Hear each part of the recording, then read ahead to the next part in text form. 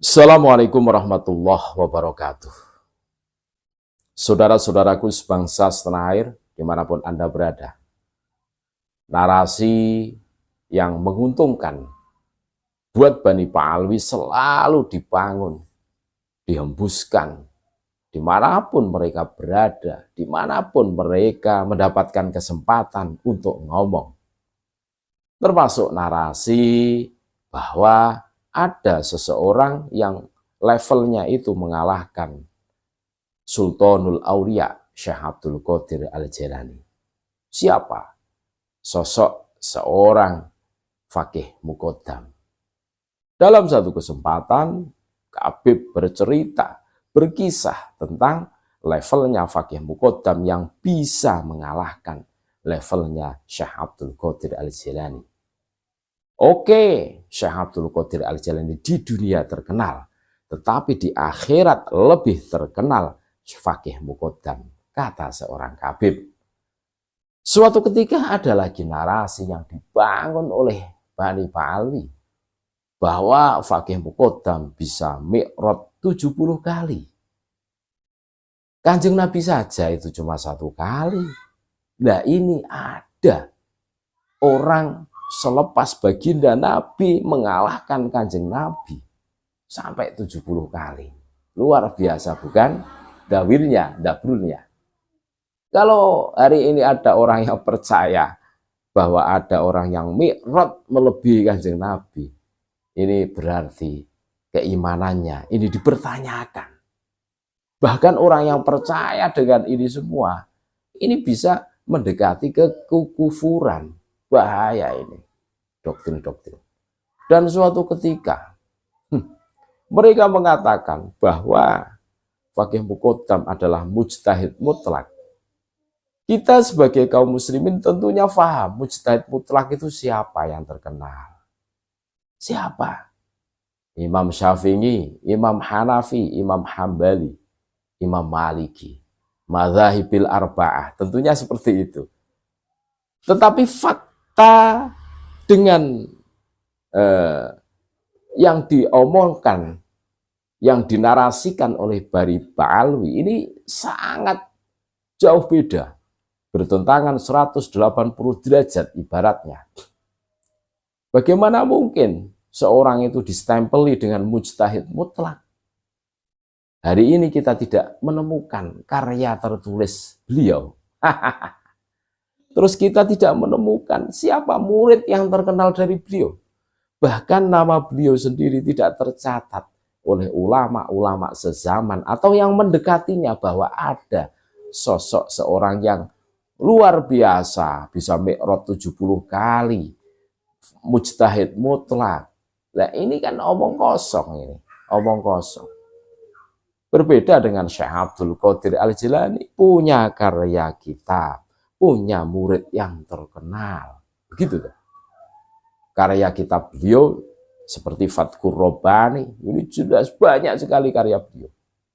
Nah, ini orang yang mengatakan ada orang yang bisa mengalahkan Syekh Abdul Qadir Al-Jailani, tetapi faktanya tidak ada ulama sezaman atau yang mendekatinya, yang menyebutnya, minimal menyenggolnya, ditulis di dalam karya tulisnya, tidak ada. Dan tidak ada kitab sebagai bukti bahwa beliau itu ada. Tulisan beliau, karangan beliau tidak ada. Terus tidak ada murid yang luar biasa. Kalau mujtahid mutlak tentunya punya murid yang bisa kita nikmati, bisa kita ketahui, deteksi hari ini. Tidak ada. Gelap gulita. Tentunya narasi-narasi yang dibangun oleh Bani Pa'alwi ini sungguh menyesatkan menurut kami. Kenapa kami menyesatkan? Ini mau merubah pola yang dari zaman Wali Songo sampai sekarang ini masih terus kita pertahankan. Dalam segi tawasul, nah, kita bertawasul kepada baginda Nabi Muhammad SAW dulu, karena itu adalah Sayyidul Anbiya wal Mursalin, rajanya para nabi dan rasul. Selepas itu kita bertawasul kepada Sultanul Aulia, rajanya para wali. Siapa? Syekh Abdul Qadir Al-Jilani. Lah ini mulai tergeser. Pada saat seorang itu mengamalkan rotib, maka tawasulnya bukan ke Syekh Abdul Qadir Al-Jilani, tetapi ke Faqih Muqaddam. Tentunya ini ada pergeseran-pergeseran yang harus kita cermati. Kalau memang Faqih Muqaddam itu seorang yang mujtahid mutlak, tentunya ada karya tertulis yang beliau tinggalkan yang kita bisa menikmatinya. Ada catatan tentang siapa murid beliau yang terkenal, yang bisa kita jadikan referensi sampai hari ini. Nah, ini gelap gulita tidak ada. Nah, ini seharusnya menjadi perhatian buat kita semua yang kritis terhadap fakta dan keadaan yang terjadi hari ini. Jangan sampai kita terjebak kepada narasi-narasi yang dibangun oleh Bani Ba'alwi yang menjerumuskan, menyesatkan tentunya. Ini sesuai dengan apa yang disampaikan oleh Gus Abbas Buntet dalam ceramahnya, menerangkan tentang siapa Faqih Muqaddam itu. Di dalam kitab apa Faqih Muqaddam itu tidak ada. Seharusnya kalau orang terkenal itu pasti ada catatannya, ada historisnya. Nah ini gelap gulita, ini gimana ini? Yo, intinya mereka bikin narasi saja untuk mengunggulkan golongan mereka saja, untuk menggeser golongan yang lain.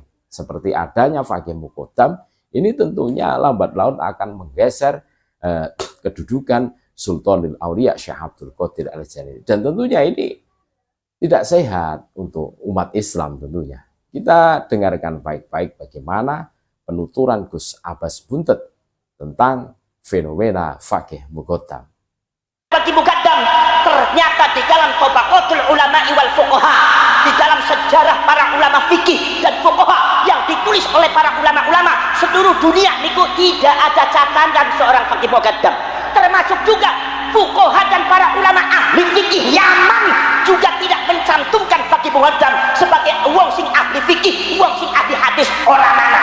Ini menunjukkan bahwasannya Faqih Muqaddam itu tidak sebesar apa yang mereka ceritakan, tidak sebesar apa yang mereka doktrin di mata masyarakat Seragen. Ternyata kalau seumpama mereka memframing bahwasanya Faqih Muqaddam itu lebih hebat daripada Syekh Abdul Qadir Al-Jilani, nyuwun sewu, Syekh Abdul Qadir Al-Jilani karyanya ada, sejarahnya ada, muridnya ada, catatannya ada. Tapi nek Faqih Muqaddam sejarah orang dana, catatannya orang anak, karyanya tidak ada, muridnya tidak ada. Jadi framing semacam ini jelas ada tujuan dalam rangka melumpuhkan kegiatan dan doktrin keagamaan orang-orang Jawa, sing mereka manut dan hormat di mata Syekh Abdul Qadir Al-Jilani segera akan diganti dengan Syekh Faqih Muqaddam. Satu framing yang sangat tidak benar. Begini model. Inilah fenomena akhir zaman. Jadi tidak usah kaget pada saat ada orang yang sekelompok orang yang mempunyai ambisi sebagai cucu Nabi, terus bikin narasi yang menguntungkan untuk golongannya sendiri, bikin cerita-cerita fiktif, narasi-narasi palsu yang masif dibangun oleh mereka. Kita harus cermati, kita harus sadari bahwa mereka hari ini dalam keadaan tidak baik-baik saja. Ada narasi untuk menjerumuskan, menggeser nilai-nilai keagamaan yang diwariskan oleh para wali songo, yang mana kita semua sepakat bahwa yang menyebarkan Islam di tanah Nusantara adalah para wali songo, yang harus kita pegang teguh-teguh ajaran para wali songo sebagai bekal keselamatan kita baik di dunia ini sampai di akhirat nanti. Jangan sampai fikroh, pola pikir kita tercemari, terkotori oleh doktrin, narasi-narasi halo yang selalu dibangun oleh kelompok-kelompok yang mengaku sebagai cucu Nabi ini. Dari penyampaian Gus Abbas Buntet, kita semua bisa menarik kesimpulan, terus merumuskan ternyata Faqih Muqaddam itu adalah tokoh yang tidak tercatat sama sekali oleh ahli sejarah. Tidak sesuai dengan apa yang dinarasikan oleh Bani Ba'alwi, bahwa Mi'raj 70 kali, mujtahid mutlak, kan gitu tuh. Wah, Masya Allah. Ini menjadi perhatian tentunya buat kita semua untuk lebih menyikapi dengan kehati-hatian. Terima kasih. Tetap NKRI harga mati. Assalamualaikum warahmatullahi wabarakatuh.